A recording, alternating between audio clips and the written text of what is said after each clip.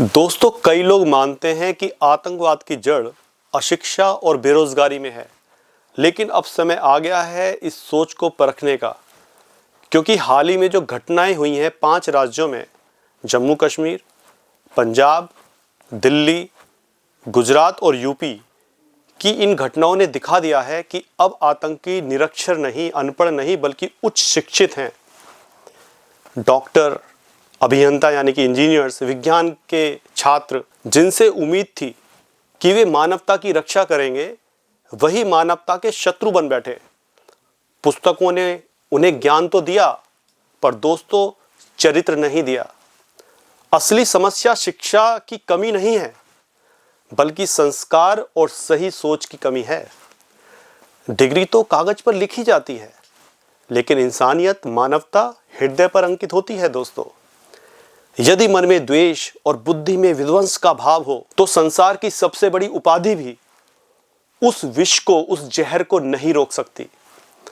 अब समय है ये समझने का कि देशभक्ति पुस्तकों में नहीं, रक्त में होनी चाहिए। दोस्तों, जो लोग कहते हैं कि शिक्षा और नौकरी की कमी से आतंकवाद बढ़ता है, उनसे पूछना चाहिए, उन नेताओं से पूछना चाहिए, फिर वे डॉक्टर और इंजीनियर क्यों निकले बम बनाने वाले?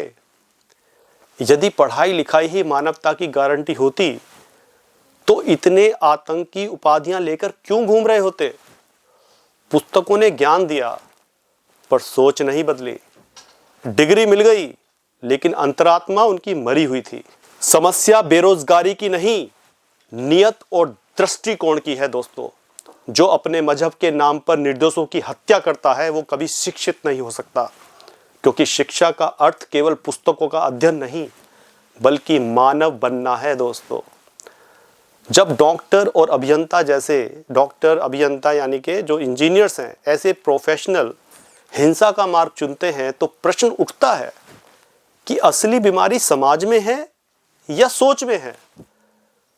और जब नेता कहते हैं कि शिक्षा की कमी से लोग आतंकी बनते हैं, तो उनसे पूछना चाहिए, फिर वे पढ़े लिखे देशद्रोही कौन हैं, जिनके पास उपाधि भी थी, बुद्धि भी थी, पर हृदय में भारत माता के प्रति प्रेम नहीं था?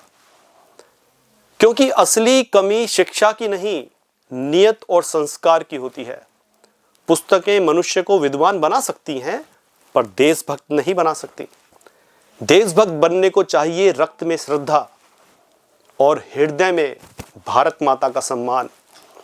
आज देश के शत्रु वे नहीं जो निरक्षर हैं, अनपढ़ हैं, बल्कि वे हैं जो पढ़ लिख कर भी अपने देश के विरोध के बारे में सोचते हैं। अब समय आ गया है ऐसे चेहरों को पहचानने का, क्योंकि देशद्रोह डिग्री से नहीं, दिल से होता है। दोस्तों, धन्यवाद। जय हिंद। वंदे मातरम।